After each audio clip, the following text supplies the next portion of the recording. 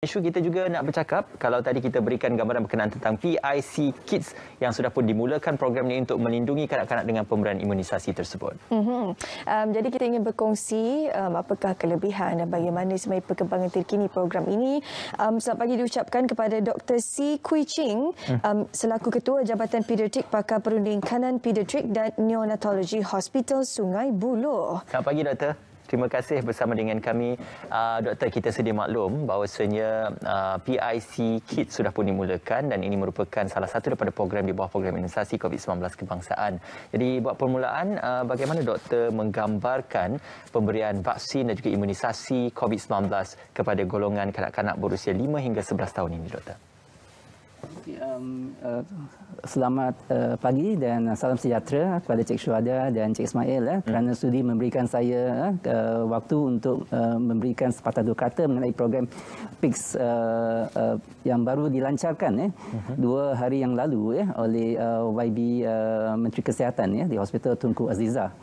Secara umumnya, program imunisasi COVID-19 kebangsaan pada kanak-kanak berumur 5 hingga bawah 12 tahun ini mempunyai objektif 3 serampang, iaitu yang pertama untuk mengurangkan risiko jangkitan serius COVID-19 di kalangan kanak-kanak dan kematian di kalangan kanak-kanak, juga untuk mencegah terjadinya sindrom long COVID, iaitu COVID panjang pada kanak-kanak, dan juga untuk mengurangkan dampak daripada apa yang disebut sebagai multi-system inflammatory syndrome in children, iaitu gangguan sistem kekebalan multi-system pada kanak-kanak yang boleh berisiko kematian.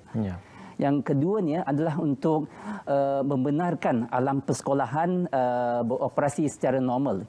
Kita sudah lihat saya rasa sekarang sudah sampai hampir 2 tahun sejak kes pertama COVID-19 sampai di tanah air kita, iaitu pada 25 Januari 2020 di mana saya masih ingat pada waktu itu adalah hari pertama Hari Raya Cina pada waktu itu, di mana saya perlu bergegas balik daripada cuti saya untuk menangani kes tersebut yang dimasukkan ke Hospital Sungai. Kes pertama itu memang melibatkan kanak-kanak, iaitu satu kanak-kanak berumur 4 tahun dan 11 tahun dan ibu dan nenek dia yang datang dari Wuhan, China melalui Singapura. Dan sekarang sudah lebih 2 tahun. Dan dari situ kita lihat bahawa terjadi gangguan terhadap alam persekolahan kanak-kanak, di mana kanak-kanak kita perlu melalui alam persekolahan secara PDPR pembelajaran dan pengajaran di rumah yang mempunyai banyak ada kebaikan tetapi juga ada keburukannya di mana kita dapat lihat selepas 2 tahun ini masih merupakan satu cabaran kepada anak-anak kita. Jadi dengan adanya program PIC Kids ini, kita dapat menormalisasikan alam persekolahan kanak-kanak kita balik kepada yang normal. Dan nombor 3 adalah secara gambaran besar, the big picture adalah untuk meningkatkan cakupan vaksinasi di kalangan penduduk Malaysia seperti kita lihat di website COVID Now tadi kan. Sudah mencapai kurang lebih 78%, dan dengan melibatkan golongan umur kanak-kanak ini, maka kita akan dapat mencapai kekebalan kelompok ataupun herd immunity secara lebih menyeluruh. Dan apabila kita bercerita berkenaan dengan program vaksin COVID-19 ini, ada banyak jenama yang telah pun dikeluarkan oleh negara-negara. Contohnya ada vaksin Pfizer, AstraZeneca, Sinovac yang digunakan di Malaysia. Jadi kalau doktor boleh berikan penjelasan kenapa sebenarnya Pfizer adalah antara vaksin dipilih untuk pelaksanaan program PIC Kids ini. Okey, terima kasih Cik Syuhada. Pada waktu ini, vaksin yang diluluskan oleh FDA dan juga NPRA Malaysia hanyalah vaksin Pfizer untuk golongan 5 hingga bawah 12 tahun. Dan kita telah melihat aspek-aspek sains dan aspek-aspek keselamatan secara menyeluruh sebelum kita lancarkan program PICS ini di Malaysia. Memang ada vaksin-vaksin lain yang tengah diketengahkan, dan di hospital saya kami tengah juga menjalankan trial untuk vaksin Sinovac pada golongan umur 5 hingga bawah 12 juga. Tapi yang diluluskan sekarang oleh FDA untuk kegunaan di Amerika dan NPRA untuk kegunaan di Malaysia hanyalah vaksin Pfizer. Dan vaksin Pfizer ini berbeza daripada vaksin yang digunakan untuk golongan remaja dan golongan dewasa, di mana dos yang diberikan hanya sepertiga daripada dos untuk golongan-golongan tadi.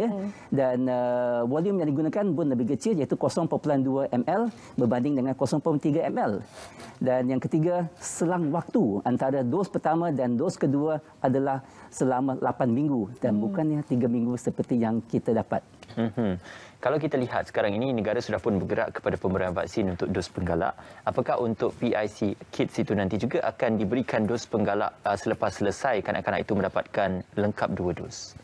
Nah, pada waktu ini tidak ada data atau sains yang menunjukkan bahawa kita perlu memberikan dos booster untuk kanak-kanak 5 sampai hingga bawah 12 tahun. Walaupun untuk golongan tertentu seperti mereka yang mempunyai masalah kekebalan imun, sistem imun tertentu, immunocompromised, mungkin kita perlu berikan dos ketiga, ya. Tapi itu hanya untuk golongan tertentu saja. Tapi secara amnya hanya 2 dos. Bagaimana setakat ini apabila program ini dilaksanakan, respon daripada penerima kanak-kanak yang menerima vaksin ini? Kita menyasarkan di bawah program PICS ini seramai kurang lebih 3.6 juta kanak-kanak yang tergolong di dalam umur tersebut 5 hingga bawah 12, ya. Setakat ini saya rasa kurang lebih sudah ada 1/2 juta yang telah mendaftar di MySejahtera. Dan program ini sudah dimulakan 2 hari yang lalu, iaitu pelancarannya di Hospital Tunku Azizah.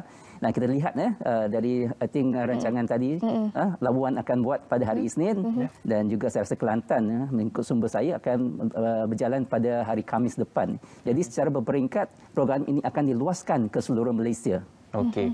Doktor, persoalan berkenaan tentang isu kesan-kesan sampingan yang mungkin akan dihadapi oleh mereka, khususnya golongan kanak-kanak yang mendapatkan vaksin ini, apakah antara kesan-kesan sampingan yang boleh dijangka ataupun yang sudah pun berada dalam jangkaan perubatan? Okey, saya ingin meyakinkan ibu bapa bahawa efek samping yang telah dilaporkan dan terlihat oleh program vaksinasi yang telah pun berjalan di Amerika Syarikat dan Singapura, bahawa efek samping yang dilihat itu adalah sangat ringan. Sangat ringan. Yang dilaporkan daripada laporan-laporan sains yang berkaitan dengan topik ini adalah bahawa sakit pada tempat suntikan, sedikit kemerahan, dan juga kadang-kadang sedikit pembengkakan, swelling pada tempat suntikan. Lain-lain efek samping yang dilihat adalah seperti kadang-kadang kelesuan dan keletihan untuk 1-2 hari selepas suntikan tersebut. Tapi secara amnya adalah sangat ringan. Dan saya rasa kebimbangan ataupun keresahan yang diutarakan oleh ibu bapa adalah mengenai masalah jangkitan pada selaput jantung ataupun otot jantung, iaitu myopericarditis, ya, yang lebih banyak dilihat pada golongan remaja dan bukannya pada golongan di bawah 12 tahun ini. Walaupun kes-kes yang dilaporkan ada sedikit, tapi pada amnya adalah sangat ringan dan tidak memerlukan rawatan di hospital. Ini berbanding dengan risiko mendapat jangkitan myopericarditis itu, iaitu jangkitan pada selaput jantung dan otot jantung akibat daripada jangkitan COVID-19 itu adalah jauh lebih tinggi, iaitu 10 kali lebih tinggi, iaitu sebanyak 450 kes di dalam 1,000 jangkitan dalam 1 juta jangkitan COVID-19 berbanding dengan hanya 45 kes efek samping ini selepas 1 juta dos kedua vaksin ini diberikan, dan kebanyakannya ditumpukan pada golongan laki-laki, ya, yang dekat dengan akhir balik puberty age. Jadi memang banyak benefit dia ataupun kebaikan dia mendapatkan vaksin ini berbanding dengan mendapat jangkitan itu secara alami. Jadi apakah antara persediaan yang perlu dilaksanakan ataupun dilakukan oleh ibu bapa sebelum membawa anak-anak mereka mendapat suntikan vaksin ini? Okey, yang pertama kita perlu mendaftar anak-anak kita sebagai dependent di dalam MySejahtera kita. Pastikan nombor kad pengenalan anak diberikan secara betul, sebab kita PICS ni akan berdasarkan tarikh lahir kanak-kanak tersebut, ya, sebab dia agak tepat, bukan tahun lahir tersebut. Tarikh lahir. Dia tarikh lahir tersebut. Jadi kalau dia mencecah umur 12 tahun ke atas, dia akan masuk ke dalam golongan remaja yang 12 tahun ke atas. Jadi vaksin ini berbeza, ya.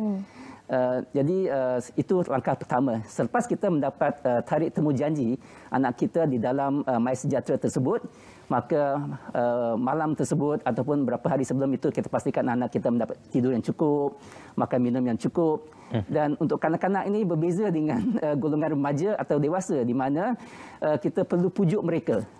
Saya telah berkecimpung di dalam profesi pediatrik ini kanak-kanak ini selama kurang lebih 20 tahun. Dan kita tahu bahawa kanak-kanak remaja, kanak-kanak ini berbeza dengan orang dewasa. Kalau dia pergi untuk mendapatkan vaksinasi, takut jarum tu. ada, ya betul, ada sedikit keresahan di kalangan kanak-kanak tersebut. Jadi ibu bapa perlu memujuk kanak-kanak tersebut di dalam proses ini supaya proses ini dilalui dengan senang. Kita tidak mahu anak-anak sampai situ dan melarikan diri, menangis-nangis di situ. Walaupun mereka menerima vaksin ini di bawah unit kesihatan sekolah untuk MMR booster dan DT booster, tapi untuk golongan yang baru melangkah memasuki alam persekolahan darjah 1 ataupun mereka di prasekolah yang berumur 5-6 tahun, mungkin ada sedikit cabaran bila nak pergi vaksinasi. Jadi ibu bapa perlu memujuk mereka, memberitahu mereka apa yang abang, kakak dah dapat sebelum ni, bapa, ibu dah dapat sebelum ni. Inilah yang akan anda dapatkan, tak sakit, volumenya cuma kecil saja, jarum dia pun kecil.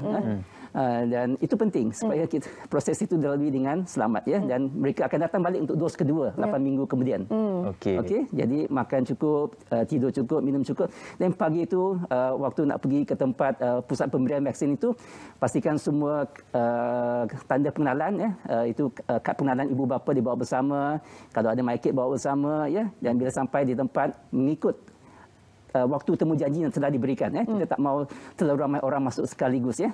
Dan datang pada waktu yang telah ditetapkan, jadi melalui proses yang sama, beberapa stesen yang kita perlu lalui. Dan itu saja. Dan selepas proses itu, pastikan kita memantau, monitor untuk efek samping daripada vaksinasi tersebut yang saya sebutkan tadi. Kalau ada, sila laporkan ke dalam MySejahtera yang akan menyalurkannya kepada NPRA dan kita akan monitor. Dan satu lagi adalah terutama untuk golongan laki-laki ya. Pastikan tidak terlibat dengan sukan lasak.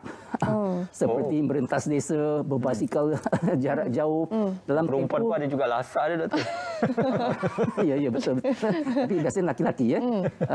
Untuk tempoh waktu seminggu ya.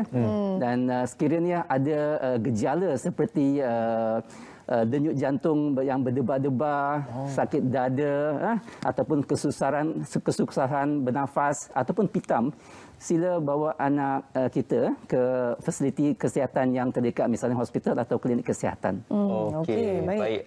Satu kesimpulan dan juga nasihat yang baik juga daripada doktor. Terima kasih kerana bersama dengan kami. Kita mengharapkan agar dengan kehadiran varian baru dan sebagainya, pemberian vaksin untuk kanak-kanak ini dapat memberikan imuniti kelompok yang lebih luas dan juga lebih menyeluruh untuk seluruh warga negara Malaysia. Terima kasih Dr. C. Kuishim bersama kita hari ini untuk bercakap berkenaan program PICK Kids.